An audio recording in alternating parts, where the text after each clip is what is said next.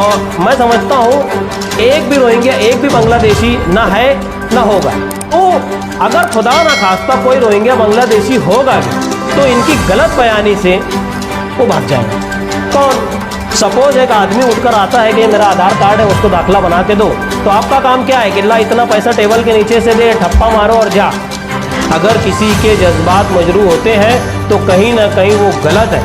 Police department ने उनको notice देना चाहिए। इस बात का रिस्ट्रिक्शन लफ्ज़ मैं जो बोल रहा हूँ, ये रिस्ट्रिक्शन उनके लिए है। ये मालेगांव में जो हक की आवाज़ बुलंद हो रही है, इसको दबाने की कोशिश की जा रही है।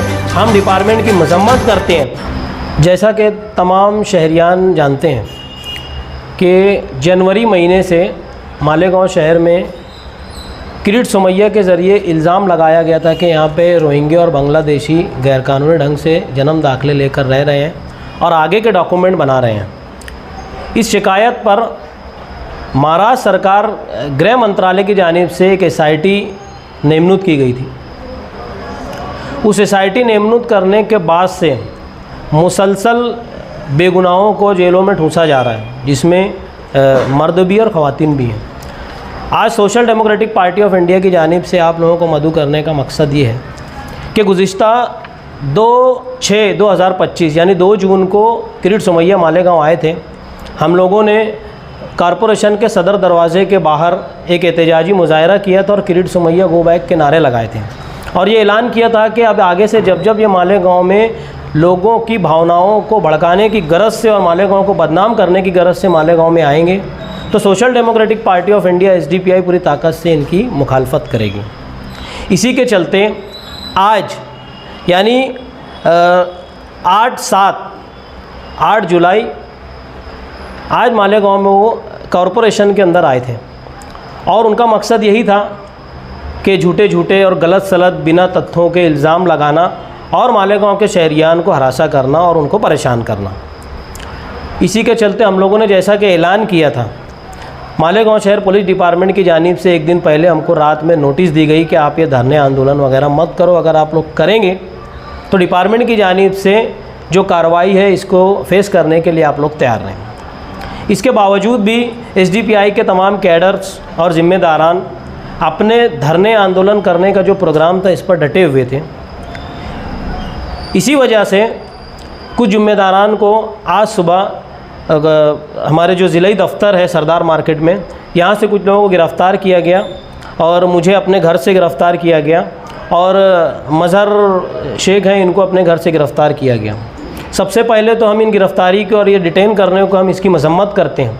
हम ये मानते हैं कि सरकार पुलिस के ज़रिए आवाम की बातों को और आवाम के ताल्लुक़ से जो हक़ की आवाज़ बुलंद कर रहे हैं इनको दबाने की कोशिश कर रहे हैं।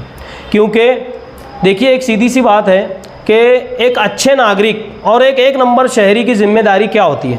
अगर कहीं पर कोई गलत काम हो रहा है, कोई इलीगल एक्टिविटी हो रही है, तो उस नागरिक का यह हक बनता है कि पुलिस डिपार्टमेंट और संबंधित डिपार्टमेंट में जाकर इसकी शिकायत करना, ना कि प्रेस कॉन्फ्रेंस में लेकर गलत मालूमात देकर दिशा भूल करना।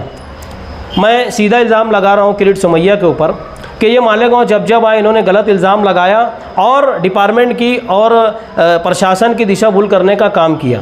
वो इसलिए कि जब ये मालेगांव आए एक नया फितना, एक नई बात लेकर आए। और एक ज़िम्मेदार शहरी का काम क्या होता है, उसकी ज़िम्मेदारी क्या होती है कि शिकायत करना, ना कि प्रेस कॉन्फ्रेंस लेकर पूरे गांव में ढिंढोरा पीटना। मालेगांव में और मैं समझता हूँ एक भी रोहिंग्या, एक भी बांग्लादेशी ना है ना होगा अब तक की जैसी मालूमात सामने आ रही है और जो मामला सामने आ रहे हैं। तो अगर खुदा ना खास्ता कोई रोहिंग्या बांग्लादेशी होगा भी तो इनकी गलत बयानी से वो भाग जाएगा। हमारा सीधा इल्ज़ाम है कि वो भाग जाएगा, वो जो कोई भी होगा। तो सबसे पहले तो हम इनकी गलत बयानी की मजम्मत करते हैं। आज जो मालेगांव में आए थे उन्होंने कुछ बातें रखी जिसमें उन्होंने अपने एप्लीकेशन के अंदर जो पुलिस डिपार्टमेंट में और शायद कॉरपोरेशन को भी दिया उन्होंने, उसके अंदर उन्होंने कहा कि 1044 दाखिले ये फ़र्ज़ी दस्तावेज़ की बिना पे बनाए गए हैं, जिसमें सिर्फ आधार कार्ड जोड़कर कॉरपोरेशन से जन्म दाखिले कुछ लोगों ने हासिल कर लिए। इल्ज़ाम नंबर 1। दूसरा इल्ज़ाम या दूसरा जो उनका कहना है, उनके मेमोरेंडम या उनकी अर्ज़ी के अंदर उन्होंने कहा है कि 1044 जो दाखिले हैं इनमें सिर्फ 70 डुप्लीकेट है। 144 जो है दाखिले सिर्फ आधार कार्ड की बिना पर बनाए गए हैं और जो आधार कार्ड साथ में जोड़ा गया उसके उस पर जन्म तारीख अलग है और ये जिन जन्म दाखिलों की डिमांड कर रहे हैं नए जन्म दाखिले निकालने की उस पर तारीख अलग है। अब इसके अंदर एक चीज़ समझने वाली ये है कि किरीट सोमैया जो मांग कर रहे हैं कि 1044 पर और तहसीलदार पर 1044 दाखिला बनाने वालों पर और तहसीलदार पर कार्रवाई हो।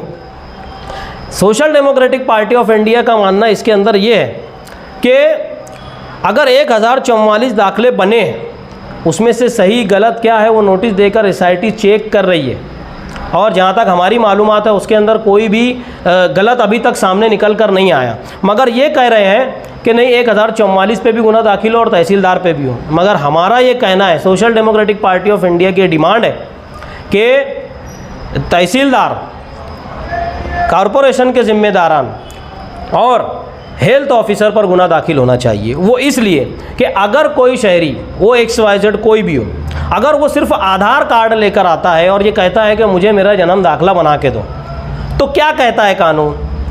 आपने सिर्फ आधार कार्ड देखकर उसको दाखिला इशू कर दिया तो गुनाहगार कौन? सपोज एक आदमी उठकर आता है कि ये मेरा आधार कार्ड है, मुझको दाखिला बना के दो, तो आपका काम क्या है कि ला इतना पैसा टेबल के नीचे से दे, ठप्पा मारो और जा। ये सरासर गलत है। हम ये डिमांड कर रहे हैं कि ये जो दीगर जिम्मेदारान हैं, तहसीलदार, हेल्थ ऑफिसर और कॉरपोरेशन के कमिश्नर, इन तमाम पर गुना दाखिल हो और जो बेगुनाह लोगों को परेशान किया जा रहा है, जबरन उनसे हरेसमेंट किया जा रहा है, ये बंद हो। और जो लोग कानून के दायरे में रहते हुए अपनी आवाज़ को बुलंद कर रहे हैं, क्योंकि अगर किरीट सोमैया मालेगांव आ रहे हैं, ठीक है, फ्रीडम ऑफ एक्सप्रेशन उनको भी है, अपनी बात रखने का पूरा अधिकार उनको भी है, वो मुल्क के शहरी हैं, हमारा इस पर कोई बोलना नहीं है। मगर कॉन्स्टिट्यूशन की धारा 19(2) क्या कह रही है, हमको इसको भी समझने की ज़रूरत है। क्या कह रही है धारा? ये धारा कह रही है कि हिंदुस्तान का कोई भी शहरी कहीं भी आकर अपनी बात रख सकता है, मगर रिस्ट्रिक्शंस के साथ। अगर वो का मालेगांव आता है और अपनी बात रखता है और किसी की दिल आज़ारी होती है, अगर किसी के जज्बात मजरूह होते हैं, तो कहीं ना कहीं वो गलत है। पुलिस डिपार्टमेंट ने उनको नोटिस देना चाहिए इस बात का। रिस्ट्रिक्शन लफ्ज़ मैं जो बोल रहा हूँ, ये रिस्ट्रिक्शन उनके लिए है, ये सबके लिए है। मगर डिपार्टमेंट सिर्फ़ और सिर्फ मालेगांव में जो हक़ की आवाज़ बुलंद हो रही है, इसको दबाने की कोशिश की जा रही है।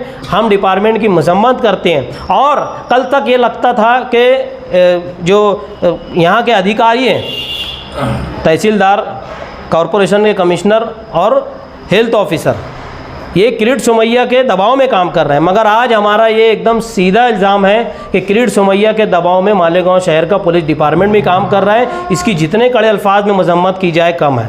Social democratic party of India, हमारा आने वाले कुछ दिनों में हम लोग ये तमाम बातें, ख़ास तौर से SIT के मुद्दे पर हम लोग कॉर्नर मीटिंग का इनेकाद कर रहे हैं और गली गली घूम कर हम आवाम की अदालत में अपनी बात रखेंगे और लोगों को बताएंगे कि किस तरीके से जुल्म ज़्यादती हो रही है। और शहर के कुछ लोग, वो बोलते हैं ना, लगाए भी दीदिया और बुझाए भी दीदिया का काम कर रहे हैं। हम इनको भी एक्सपोज करने का काम करेंगे और जो नुमाइंदा और इसकी खामोशी क्यों है, हम इस पर भी बात करेंगे और इसको भी एक्सपोज करने की पूरी कोशिश करेंगे। सवाल? लगाए भी दीदिया, देखिए, मीटिंगों में बताएंगे। एक 6 महीने से SIT मालेगांव शहर के अंदर है।